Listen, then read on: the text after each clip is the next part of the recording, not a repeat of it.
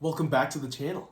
This video is going to officially start individual album reviews. I mostly do recommendations for these, and today's recommendation is Michael Bublé Self-Titled from 2003. Now, I don't want to be too try-hard. I don't want to be too Fantano about this. I'm not going to go super deep into music theory or music production, mostly because I don't really know anything about either. I'll tell you what my thoughts are on the album.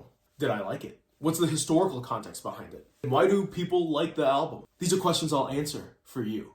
Michael Bublé's self-titled album is not a self-written album.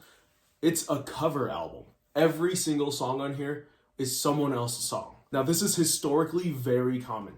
Most jazz was performed from the real book, where it was a set standard for songs. You would perform them with your band live, but it's 2003 now, and Michael Bublé is taking a new approach to this.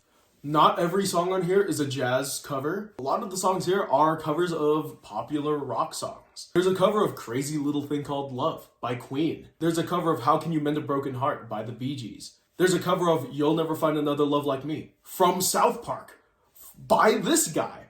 There was a cover of Sway by Dean Martin from 1954, which is my favorite Just Dance 2 song.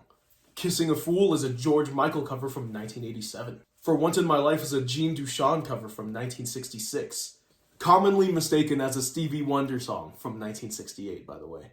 Put Your Head on My Shoulder is from Paul Anka, 1959, who was actually an executive producer on this album.